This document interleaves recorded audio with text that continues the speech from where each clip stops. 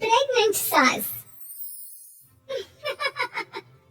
जमाना कितना भी बदल जाए, इतना भी नहीं कि बहू घर आए और सास गर्भवती दिख जाए। देखो मीरा, माँ का पूरा ख्याल रखना है, उनसे अब काम नहीं होता है। क्यों, क्या हो गया है? तुम्हारी माँ तो हट्टी कट्टी दिख रही है, पूरी शादी में घोड़ी की तरह नाची है, अब क्यों काम नहीं होता उनसे? वो माँ प्रेग्नेंट है ना, बच्चा होने वाला है, मैं कभी भी भाई बन जाऊंगा इस साल के अंत तक। क्या बोल रहे हो? वो सर पर हाथ रखकर बैठ जाती है। यार पहले क्यों नहीं बताया? कैसा मजाक है ये? झूठ बोल रहे हो ना? हाँ, झूठ बोल रहे हो ना? तभी ससुर की आवाज आती है। बहू पानी गर्म कर दे, तेरी सास को दवाई देनी है। समय पर दवाई ना दी तो परेशानी हो जाएगी। और हाँ, जरा काजू पीस कर दूध में मिलाकर ले आना, तेरी सास खुद से तो अपनी संभाल करेगी नहीं। हे भगवान, ये मैं क्या सुन रही हूँ? ये ससुर जी को क्या हो गया है? मैं क्या सोच कर आई थी? हाय, मैं तो किसी को मुंह भी नहीं दिखा पाऊंगी। अब ये रोना धोना बाद में करना, पहले गर्म पानी कर दो, माँ को दवाई देनी होगी। और हाँ, रात को माँ के पैरों में तेल लगा देना। बहू को गुस्सा आ जाता है, वो बड़बड़ करती किचन में जाती है जहाँ उसका ससुर खड़ा होता है। एक बड़ी जिम्मेदारी है हम सबके सरों पर। इस उम्र में माँ बनना खतरे से खाली नहीं होता। हाँ हाँ पता है, तो क्यों बन गई माँ? अरे खतरे से कम नहीं है तो क्या जरूरत थी लल्ला पैदा करने की? कैसी बात कर रही हो बहू? क्या तुम खुश नहीं कि घर में एक नया मेहमान आएगा, छोटे छोटे पैरों से पूरे घर में घूमेगा? पिताजी, ये हाथ जोड़े आपके, आप यहाँ से जाओ, ये शायरी बाद में बताना, अभी मैं पानी गर्म करके थर्मस में दे देती हूँ। सारा दिन पिलाते रहो गर्म पानी। और हाँ, ये बच्चे की बात बार बार मुझसे कोई नहीं करेगा। बहू का पारा अब चढ़ा ही रहता था, वो काम तो सारा करती, लेकिन किलस किलस कर। मीरा सारे काम से फुर्सत पाकर बैठी होती है कि माँ का फोन आ जाता है। बेटा, बहुत बड़ी जिम्मेदारी है तेरे सर पर, अच्छे से निभाना। ससुराल में हर किसी को खुश रखना वैसे तो मुश्किल है, लेकिन भगवान ही हिम्मत देता है बहू को हर कुछ सहकर सबको खुश रखने की। क्या बड़बड़ किए जा रही हो माँ? जानती भी हो कि यहाँ क्या चल रहा है? मेरी सास, अरे तेरी सास तो देवी है देवी। कितने खुश हो रहे थे सारे तेरी सूरत देख देख कर। पता नहीं जैसे बहू नहीं कोई मन मांगी मुराद मिल गई हो उन लोगों को। अरे बात तो पूरी सुनो। मन मांगी मुराद तो पूरी हुई है। अरे मेरी सास को बच्चा होने वाला है, प्रेग्नेंट है वो। क्या बकवास कर रही है मीरा? ये बात किसी को कहना मत। मुझे तो बता दिया, लेकिन अब अपनी जबान सिल ले। कहाँ है तेरी सास? बात तो करा मेरी। पूछू जरा, पोता पोती खिलाने की उम्र में खुद का बच्चा खिलाने का शौक कहाँ से आ गया? और आया भी तो बताना तो चाहिए था। अब क्या नाक कटाने के लिए हम लोगों से रिश्ता जोड़ा है? रुक, तेरे पापा से बात करती हूँ। मीरा फोन रखकर लेट जाती है। वो एक सपना देखती है कि उसकी गोद में एक बच्चा खेल रहा है। भाभी की गोद में कितना खुश दिख रहा है ना? लग ही नहीं रहा कि भाभी है।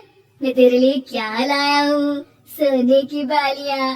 तेरी शादी में तो मैं बुढ़ा हो जाऊंगा ना। अरे कैसी बात कर रहा है बेटा, इसकी जिम्मेदारी तो तू ही लेगा।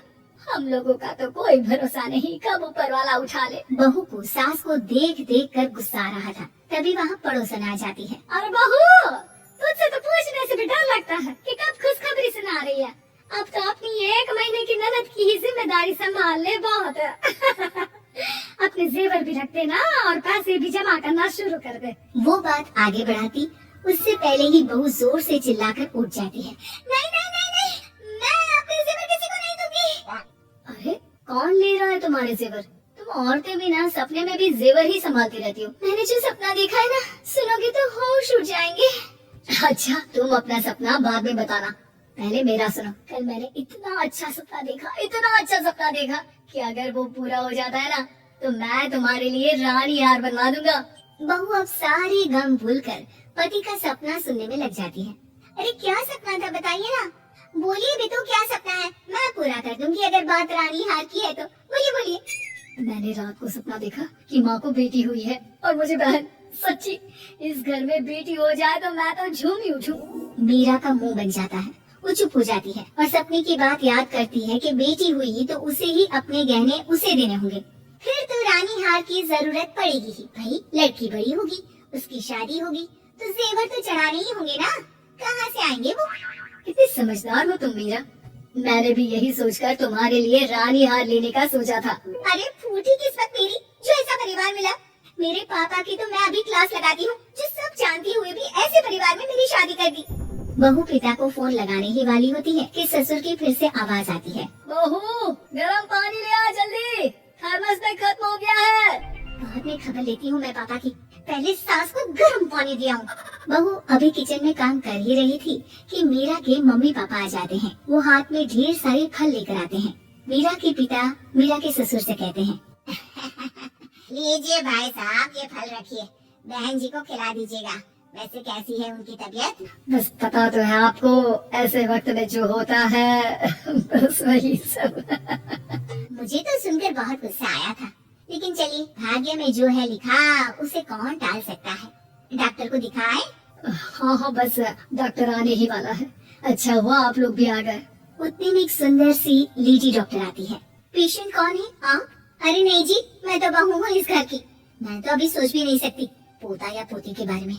अभी तो मेरी सास ही। अरे चुप हो जाना, देख तो ले, डॉक्टर है ये, किसी के भी सामने गुस्सा फोड़ देती है।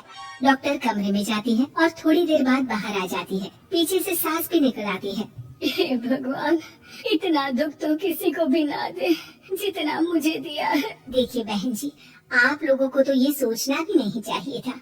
वही तो मैं भी कह रही थी कि आप लोगों के लिए तो सोचना भी गुनाह है, लेकिन अब पछताई होत क्या जब चिड़िया चुग गई खेत। डॉक्टर वहाँ से चली जाती है। मैं माँ नहीं बन सकती, मैं प्रेग्नेंट भी नहीं हूँ। ये कैसे? तुम तो बोल रही थी कि अरे वो गैस का दर्द था और पेट भी गैस से फूल रहा था। डॉक्टर ने चूड़ा दे दिया है, गर्म पानी से भागना है।